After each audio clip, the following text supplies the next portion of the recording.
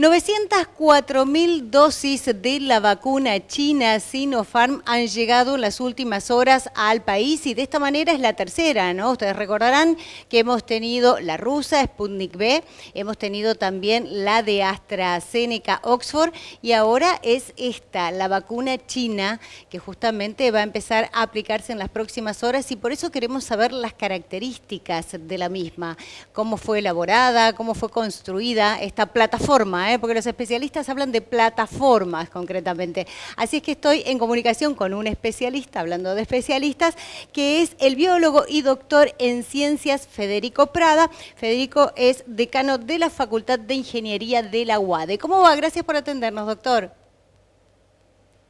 Un placer estar con ustedes y poder ayudarlos. Bueno, ¿cuáles son las características de la Sinopharm?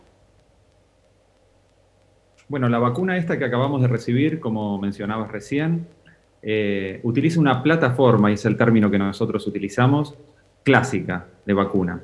Yendo un poquitito más al detalle, y es algo muy interesante, esta vacuna se fabrica utilizando virus que fue aislado de la provincia de Wuhan, crecidos en unas células especiales, se llaman células Vero de mono, y utilizadas como fábrica de virus, y una vez que, digamos, los científicos, los tecnólogos, los biotecnólogos específicamente, consiguen gran cantidad de virus, el virus se inactiva, es decir, se le saca la propiedad de poder replicarse, de poder estar vivo, entre comillas, decimos los biólogos, porque no hay vida propiamente en el virus, y de esa manera, al inyectarlo en una persona, uno puede lograr la respuesta inmunológica deseada a tener memoria, que es lo que se busca en este tipo de fármacos, ¿no? Es como si uno hubiese tenido el virus y tiene anticuerpos dentro del organismo. Sí, es parecido a haber tenido el virus. La diferencia fundamental en este caso es que el virus que se utiliza es virus inactivo, es decir, no puede generar la enfermedad, pero sí genera la memoria inmunológica que nos permite defendernos de futuras agresiones o futuras infecciones con el virus circulante. Y dentro de las vacunas para el COVID que se han desarrollado, ¿hay alguna otra que utilice este tipo de plataforma? Es una excelente pregunta. Hay muchas vacunas que están siendo desarrolladas, muchas de ellas, como sabemos, ya pasaron la fase 3, que es aquella fase que no solamente demuestra la seguridad, sino también la eficacia. Y dentro del grupo de las vacunas que pasaron, más de una que utilizan esta plataforma. Lo cierto es que nosotros estamos viviendo una verdadera revolución. Y esa revolución en relación a la tecnología tiene que ver con las nuevas plataformas, no las plataformas estas existentes, sino más bien la plataforma de Pfizer, es una de ellas, o la de AstraZeneca, que utilizan distintos tipos de moléculas u otros virus para generar la inmunidad o la memoria molecular que mencionaba. Eso es verdaderamente novedoso. No somos conscientes de la revolución que estamos viviendo, pero sin duda, a nivel tecnológico y científico, las herramientas que estamos utilizando hace pocos años era impensado que podíamos llegar a tenerlas al alcance de la mano para vacunar frente a una pandemia. En ese sentido, doctor, podemos decir que esta vacuna, la china, es tan confiable como las otras. Yo sé que me va a decir que no es momento de estar diciendo si una es más confiable que otra, porque lo importante es tener y acceder a estas vacunas que han sido todas aprobadas. Pero bueno, ante el desconocimiento y muchas veces poca información de países como China, uno se pregunta esto, ¿no? No, está bien el comentario que haces. O sea, lo primero que hay que decir es, estamos buscando vacunas y las vacunas que son aprobadas de manera objetiva, con la tecnología, ciencia detrás, tienen que ser utilizadas, sin duda. Pero con esta vacuna tenemos un plus, un agregado tal vez, que conocemos la historia, conocemos la eficacia. Tenemos muchos años como humanidad y como comunidad científica y sociedad utilizando este tipo de... Es decir, que hay posibilidad de que falle. Es decir, no hay un issue o un ápice de, digamos, tal vez de duda, nos haga pensar que una puede fallar, o puede ser dañina, o puede tener un problema de seguridad.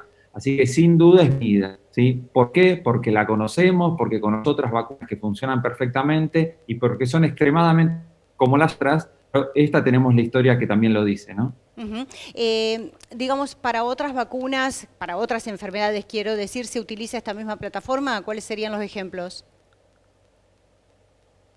Y qué sé yo, la vacuna, por ejemplo, de la polio, las mismas vacunas de la gripe, Bien, bien. anualmente, esas son las vacunas, no sé, por nombrar dos súper clásicas, ¿no? Ujú. Que utilizamos habitualmente para inmunizarnos, tener defensa y poder luchar o defender contra la agresión o una infección viral.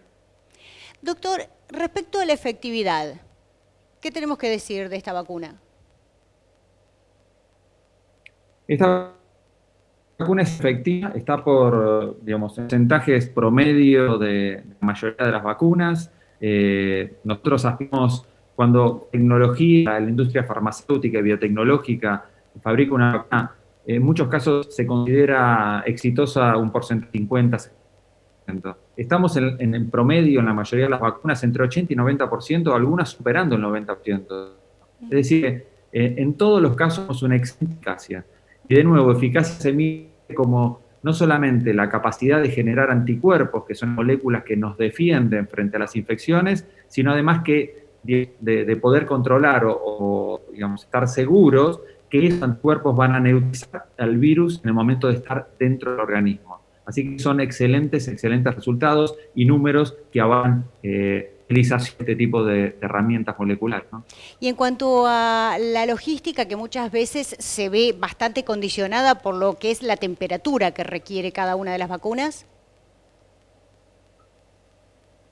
Bueno, ese es un punto también muy interesante de discutir, para charlar. En el caso de la vacuna china, la que acaba de llegar, de Sinopharm, es una vacuna que puede mantenerse a temperatura de heladera, que son más o menos 4 grados centígrados.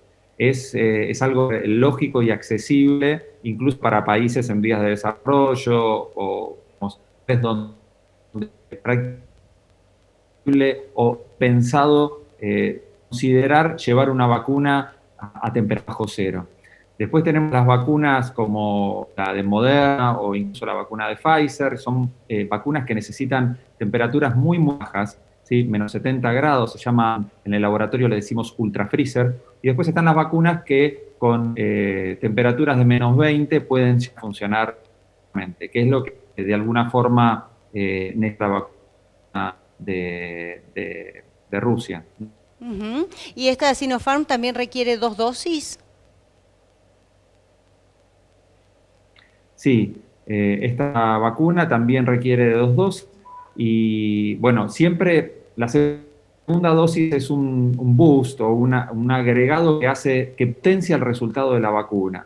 La vacuna comienza a tener eficacia con la primera dosis, pero a nivel lógico del organismo, el desafío, es así como lo llamamos, ¿no? Desafiar de nuevo el sistema inmunológico con una segunda dosis hace que todo se potencie y que los resultados frente a futuras infecciones sean terribles más positivos para el ser humano. Es decir, se necesitan las 2 dosis y son no solo recomendables, sino que se necesita maximizar los resultados o tener el resultado deseado o el publicado en las revistas científicas que conocemos.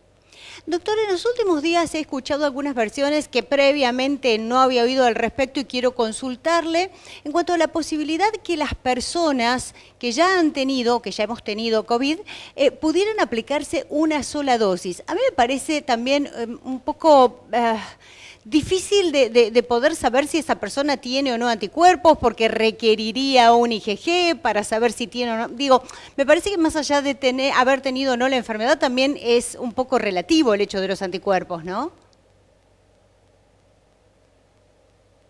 Los anticuerpos, medir los anticuerpos en sangre es un excelente método para saber si el sistema inmunológico reacciona. Uh-huh. ¿Sí? Eso es medida número 1. Ahora, esos pueden o podrían no tener efecto para con el virus. Ese es un tema, es independiente digamos, de lo que estaba discutiendo o que estaba antes de las dos. Los trabajos que hoy en día están publicados en la mayoría de los casos hacen referencia a una segunda dosis, por lo menos las vacunas que llegan o que llegaron al país. En algunos casos las dos dosis son iguales, como es el caso de la vacuna china, y en algunos casos la segunda dosis es distinta a la primera por una cuestión técnica, que se necesita que sea así para evitar que se genere una reacción inesperada o negada. En todos los casos, los trabajos científicos fueron publicados con el análisis de las dos dosis. No obstante, hay más de un trabajo y más de un estudio en marcha alrededor del mundo para probar la eficacia de la primera dosis. Entonces, tendría que esperar a que esos resultados salgan a la luz para efectivamente confiar en una efectividad partiendo de una sola aplicación, es decir, de una sola dosis de cada una de estas vacunas. Pero, como decías vos, lo que uno siempre busca es no solamente generar o certificar la presencia de anticuerpos, sino también verificar que esos cuerpos sean efectivos en darnos. Claro. Sí, no, porque me imaginaba, digo, si están pensando en una sola dosis, imaginando que esa persona que tuvo COVID tiene anticuerpos, muchas de ellas no los tienen, por eso muchas veces se está dando que se repiten, ¿no? Acabo de escuchar un caso en Santa Fe de una persona que lo acaba de tener por segunda vez en 2 meses nada más. Esos casos son raros igual, ¿no? No ocurren muy asiduamente, pero no los terminamos de entender. Están los reportes, por supuesto, dentro de los nosocomios, los hospitales, y seguramente saldrán publicados en revistas científicas. No sabemos bien por qué razón algunas personas no responden en absoluto o no generan memoria para evitar que la infección, digamos, sea retenida o sea frenada por el sistema inmunológico. ¿Existen esos casos? Sí, efectivamente. Pero yo transmitiría cierta tranquilidad o tranquilidad, especialmente y de manera concreta, a la población, a la sociedad, porque casos extremadamente aislados, aquellos que ocurren con reinfección. Habría que verificar si la sintomatología o la verificación de la infección fue hecha de manera clínica o molecular. Muchas veces nosotros diagnosticamos la COVID con síntomas y signos clínicos, y no siempre se hizo un estudio molecular que avale la infección. Entonces, habría que verificar. No estoy dando la verdad y me gustaría no extenderme en esta explicación porque, de hecho, soy biólogo y no médico. Pero bueno, es muy interesante el estudio de esas reacciones o esos casos por duplicación, ¿no? Por último, quería consultarle qué sabe respecto a lo que se viene escuchando también en las últimas horas y la posibilidad que en Argentina se pueda llegar a elaborar la Sputnik, ¿no? Nos hemos quedado con aquella primera buena noticia de la de AstraZeneca y Oxford aquí, que se iba a envasar en México, y finalmente eso ha quedado allí, y ahora tenemos esta novedad respecto a la Sputnik, que podría producirse aquí. Sí, es verdad. Recibimos, digamos, por primera vez la noticia de que íbamos a fabricar la vacuna en nuestro país. O una de las vacunas en nuestro país fue vacuna o, digamos, tener la capacidad de hacer la vacuna, sino, digamos, me iría para el lado de la educación, tener o ser conscientes que nuestros profesionales, en especial tengo muchos egresados de la licenciatura en biotecnología que la están fabricando dentro de nuestro país, son egresados de la UADE, pueden ser parte de este hito tecnológico. Recibimos la noticia de que podríamos fabricar la segunda vacuna en el país que se podría llegar a utilizar, como es la rusa. Bueno, también fue muy bien. No tengo detalles al respecto, pero puedo decir es que la tecnología de la de AstraZeneca, ¿sí?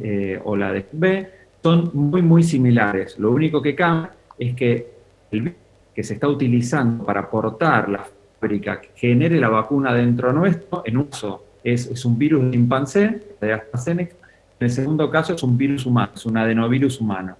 Es decir, que la plataforma, utilizando el principio, prácticamente, y por ende, la tecnología que tenemos en la, digamos, específicamente en ciertas industrias farmacéuticas y biotecnológicas, hace posible que las se fabriquen en nuestro país. Doctor, muchísimas gracias por este tiempo, por ayudarnos a entender e informarnos correctamente y de buenas fuentes todo esto, ¿no? Que nos tiene desde hace tiempo tan preocupados y que, bueno, nos hace estar día a día viendo cuáles son las novedades y aprendiendo a vivir de otra manera. Muchas gracias.